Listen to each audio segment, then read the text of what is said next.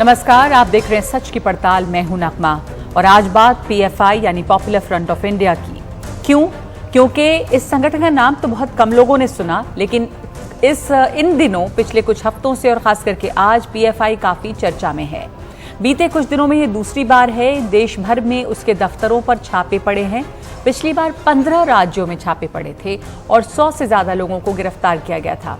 आज भी 7 राज्यों में छापे मारकर 250 से ज्यादा लोगों को गिरफ्तार किया गया जो पीएफआई से जुड़े हुए हैं या इन्हें एहतियातन हिरासत में लिया गया है। तो क्या है ये पीएफआई? पिछली बार एनआईए ने कार्रवाई की थी, इस बार स्थानीय पुलिस ने की है। मध्य प्रदेश, कर्नाटक, असम, हर तरफ ये छापेमारी चली। लेकिन ये कार्रवाई क्यों हो रही है? पीएफआई क्या भला है? इसको कुछ समझने की कोशिश करते हैं शुरू से। तो ये माना जाता है कि भारत में जो इस्लामी संगठनों की दुनिया है उसमें पीएफआई ने सिमी से खाली हुई जगह भरी है। यानी सिमी जब प्रतिबंधित संगठन घोषित हुआ तो उसकी जगह पर पीएफआई खड़ी हो गई। 2007 में दक्षिण भारत के 3 संगठनों को मिलाकर पीएफआई की बुनियाद रखी गई। ये 3 संगठन थे केरल के एनडीएफ यानी नेशनल डेमोक्रेटिक फ्रंट, कर्नाटक के फोरम ऑफ डिग्निटी और तमिलनाडु के मनिता नीति पसराई। इनके विलय से बना पीएफआई। पीएफआई ने खुद को अल्पसंख्यकों, दलितों और हाशिए के समूहों के लिए लड़ने वाले संगठन के तौर पर पेश किया। उसने मुख्य धारा के सभी दलों की जन विरोधी नीतियों पर हमले किए, जबकि मुख्य धारा के कई दलों ने एक दूसरे पर पीएफआई की मदद करने का आरोप लगाया। पीएफआई ने खुद चुनाव नहीं लड़ा, लेकिन social democratic party of India यानी कि एसडीपीआई को अपना राजनीतिक संगठन बनाया।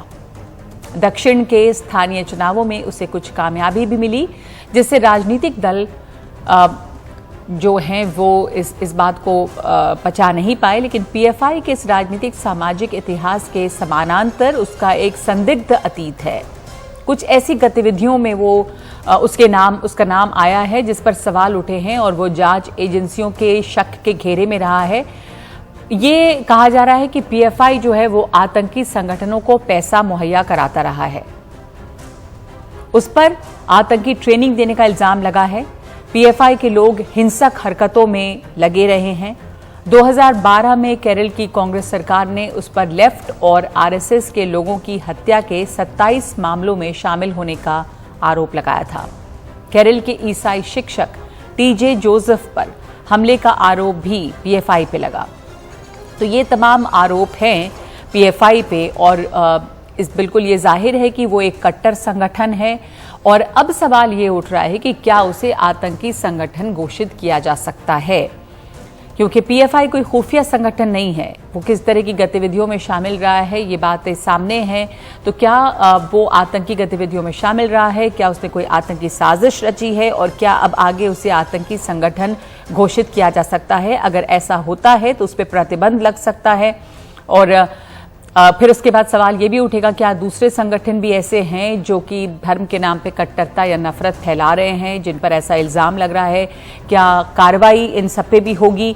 तो सच की पड़ताल में आज हमारा सवाल ये है कि क्या पीएफआई पर कार्रवाई से आतंकवाद पे लगाम लगेगी? हमेशा की तरह आपके पास विकल्प हैं हाँ, ना और सी में आप कह सकते हैं। आपके पास ऑप्शन है कि हम ये बात कह नहीं सकते, यानी आपकी इसके ऊपर कोई राय नहीं है। और आप क्या सोचते हैं, आपकी राय क्या कहती है, मैं बताऊंगी शो के आखिर में सच का मीटर में। तो ये मामला ये है कि पीएफआई पर जो ये रेड्स हो रही हैं, क्या मामला सिर्फ पीएफआई तक है या फिर जो कट्टरता बढ़ रही है भारत में उससे निपटने की चुनौती है? आतंकी हमलों से बचाने की व्यूह रचना भी क्या हो? इन सब पर बात करने के लिए हमारे साथ इस वक्त मेहमान मौजूद हैं। संजय राणा जो राजनीतिक मामलों के जानकार हैं, तहसीन पूनावाला भी हमारे साथ जुटेंगे। तो संजय राणा जी, अब ये सवाल उठ रहा है कि क्या पीएफआई एक आतंकी संगठन घोषित होगा? पीएफआई का कहना है या पीएफआई के कुछ जो समर्थक होंगे कि कुछ भी ऐसा आतंकी गतिविधि में शामिल होने की क्या कोई पुख्ता सबूत है, जिस मामले में जांच पड़ताल चल रही है। और जो हमने बुनियादी सवाल पूछा है कि इससे क्या लगता है कि आतंकी गतिविधियों पर लगाम लगाने में हम कारगर होंगे? Nagma ji, good evening and good evening to my fellow panelist. तो देखिए, ऐसा है कि पहले मैं स्टार्ट करता हूँ आपके आखिरी क्वेश्चन से। किसी भी संगठन पर बैन लगा देने से आतंकवाद खत्म हो जाएगा, अराजकता खत्म हो जाएगा, ऐसा नहीं है। आपको पता होगा कई सारे तकरीबन 18 से 19 संगठन इस पर बैन लगा हुआ है। डजंट मीन कि हमारे यहाँ आतंकवादी गतिविधियां खत्म हो गई, उनका एक्शन खत्म हो गया।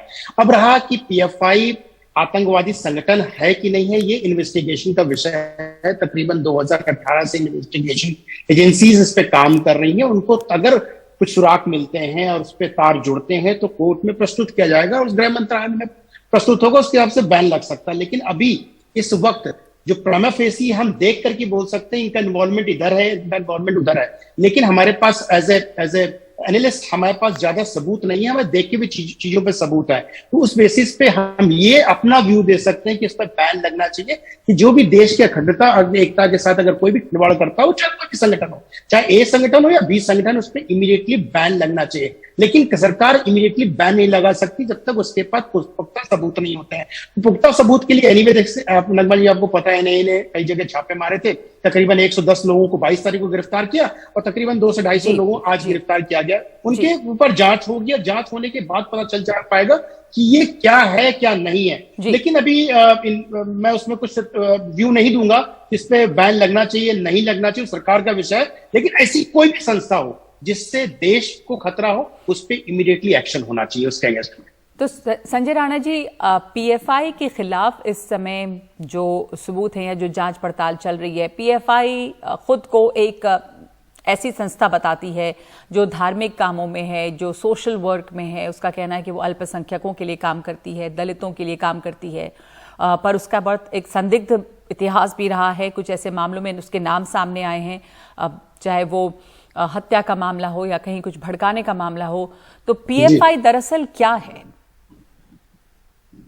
देखिए, पीएफआई देखिए जिसका संगठन एक तरह से मैं बोल सकता हूँ ये सिमी 2.0 बोल सकता हूँ, क्योंकि इसका जो स्थापना हुई तो 2007 में हुई थी और सिमी का आपको पता है बैन कब हुआ था। तो ये जो संगठन बना था ये कहीं न कहीं रेडिकलाइजेशन की वजह से था, कहीं ना कहीं जो उसमें लोग इन्वॉल्व हैं या इनके समर्थक हैं कहीं ना कहीं इस्लामिक रेडिकलाइजेशन में बिलीव करते हैं। बट नो डाउट ये अपने लोगों को सपोर्ट भी करता है, जैसे सामाजिक कार्य भी करते हैं, बहुत सारी चीजों पे इनका योगदान भी है। लेकिन ये सारे योगदान देश से बढ़कर नहीं है। संजय जी, तो पीएफआई के खिलाफ इस समय जो बातें हो रही हैं कि वो हमले की साजिश रच रहा था और अब एक तरह से एक अंतर्राष्ट्रीय आतंकवाद का भी कनेक्शन पीएफआई से जुड़ता है।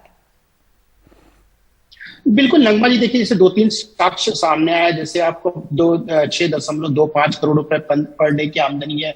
जो लोग इसको एक तरह से डोनेशन के रूप में विदेशों से आता है, पर डे की आमदनी बता रहे हैं। जैसे इसके लिंक आईएसआईएस से मिले हुए हैं, इसके लिंक काफी मुस्लिम कंट्री से मिले हुए हैं। अगर उसमें अगर सारी चीजें सत्य होती हैं तो बिल्कुल इस पर बैन लगना चाहिए और बैन इमीडिएटली लगाना चाहिए। लेकिन बैन लगाना ही एक सोल्यूशन नहीं है, हमें अपने देश में ही देखना होगा कि ये ऐसी चीजें बढ़ क्यों रही है, क्यों रही है। बहुत तो कट्टरता जो मान लीजिए इसका ना जी बहुत बहुत इंपॉर्टेंट है, वो बढ़ क्यों रही है उस पर हमें सोचने की जरूरत है, चाहे वो हिंदू संगठन हो चाहे मुसलमान संगठन हो। लेकिन अगर कोई भी आदमी इसमें लिप्त होता है, कोई भी चाहे वो किसी धर्म को मानने वाला हो, तो उसके ऊपर उचित कार्रवाई नहीं हमारे साथ और छोड़ दिया। जी संजय जी, हमारे साथ तहसीन पूनावाला भी जुड़ गए हैं। तहसीन, स्वागत है आपका। संजय जी बता रहे थे कि पीएफआई क्या है, पीएफआई के ऊपर अगर जो अभी रेड चल रही है, अगर सबूत सामने आते हैं तो इसके ऊपर बैन भी लगना चाहिए। लेकिन सिर्फ बैन या प्रतिबंध जो है वो कट्टरपंथ से जूझने के लिए काफी है क्या? दूसरे पीएफआई पे जो रेड्स चल रहे हैं, हमने देखा कि दिल्ली में ओखला के इलाके में जामिया नगर में धारा 144 भी लगा दी गई है एहतियातन की, कहीं कोई माहौल बिगड़े नहीं। तो आपकी क्या इस पर एनालिसिस है तहसीन? नगमा जी, मैं इस पे बिल्कुल मैं रखता हूं कि पीएफआई जैसे संगठन ये बीजेपी आरएसएस के एक ही सिक्के के दो पहलू है, ये उस सिक्के के दूसरे पहलू है। ये बीजेपी आरएसएस की मदद करते हैं देश को पोलराइज करने में, वरना ये संगठन आज से 8 साल पहले बैन हो जाना चाहिए। नगमा जी, जिस वक्त इस मुल्क में चुनाव आते अचानक से पीएफआई कहां से आ जाती है, वहां पर कुछ दंगे हो जाते हैं, ये मुल्क भर में हो रहा है। तो मेरा सबसे पहला सवाल है कि देश के जो गृह मंत्री वो इतने इनकॉम्पिटेंट क्यों है, जब वो जानते हैं कि पीएफआई इस तरह के दंगे कराता, खुद ही कहते हैं उनके नाक के नीचे 2 दंगे दिल्ली के अंदर हो गए, तो पीएफआई पे सख्त कार्रवाई क्यों नहीं ली? इन्हीं के गृह मंत्री, वर्तमान गृह मंत्री जो कर्नाटका के, उन्होंने कहा पीएफआई को बैन करने का कोई प्रस्ताव नहीं। जिन सूबों ने पीएफआई को बैन करने का प्रस्ताव दिया वो है झारखंड, कांग्रेस की सरकार है, और केरल की सरकार, लेफ्ट की सरकार है। सुप्रीम कोर्ट के अंदर एसजी ने कहा, एसजी ने ऑन रिकॉर्ड, आज से 3 साल पहले ये प्रक्रिया हमने बैन करने की शुरू कर दी है, ऑन रिकॉर्ड कहा सुप्रीम कोर्ट के अंदर। तो 3 साल हो गए, आपने उस 3 साल में क्या, आपने क्यों सुप्रीम कोर्ट जाकर उसे बैन नहीं किया? आप जानते हैं सिमी को बैन किया गया यूपीए द्वारा। उसके बाद सिमी ने उस बैन को चैलेंज किया, लगातार सुप्रीम कोर्ट गए। सुप्रीम कोर्ट में जब केजी बालाकृष्णन जी चीफ जस्टिस थे, उन पर परमानेंट बैन लगाया गया। इस तरह का केस प्रस्तुत किया गया, फोरेंसिक एविडेंस प्रस्तुत किए गए। तो अगर पीएफआई एक आतंकवादी संगठन है जो खुद भाजपा और देश के गृह मंत्री करते, तो इस पे के खिलाफ आज से 4-5 साल में सबूत क्यों नहीं आए? तहसीन, आप कह रहे हैं कि सबूत नहीं लाए गए और जानबूझकर इसके ऊपर प्रतिबंध नहीं लगाया जा रहा है क्योंकि ये मदद करती है पोलराइजेशन में।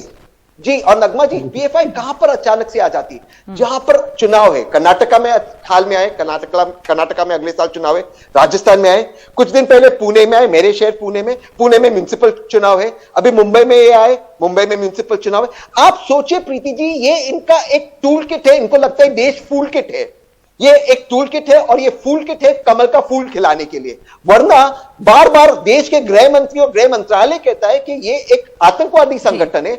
आप पता है दिल्ली में 2 दंगे कर रहा है, आपके मुंह से आपने कहा, मतलब गृह मंत्रालय ने कहा, तो आपने उस पर अब तक सबूत सुप्रीम कोर्ट में क्यों नहीं दिए? 3 साल हो गए।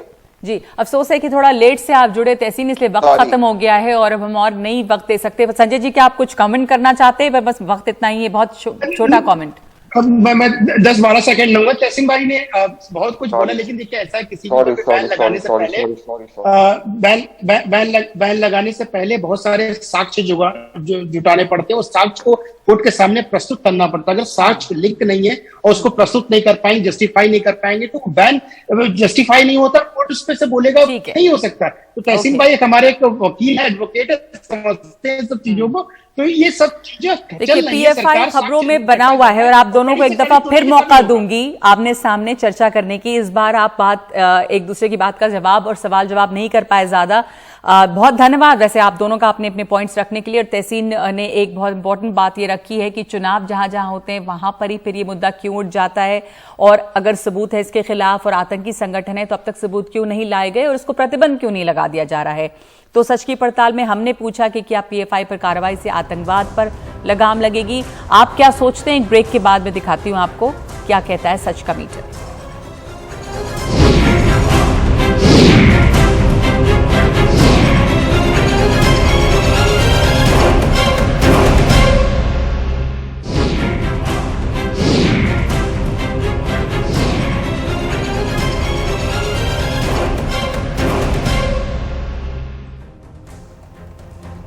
सच की पड़ताल में आज हमने आपसे सवाल पूछा कि क्या पीएफआई पर कार्रवाई से आतंकवाद पे लगाम लगेगी। इनमें 72% लोगों का जवाब है नहीं, यानी कि सिर्फ कार्रवाई से आतंकवाद रुक जाए ऐसा नहीं है। 22% कहते हैं हाँ, 6% की इस पे कोई राय नहीं है।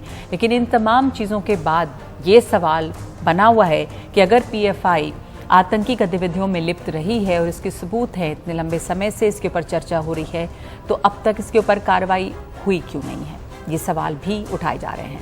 सच की पड़ताल में आज के लिए इतना ही। नमस्कार।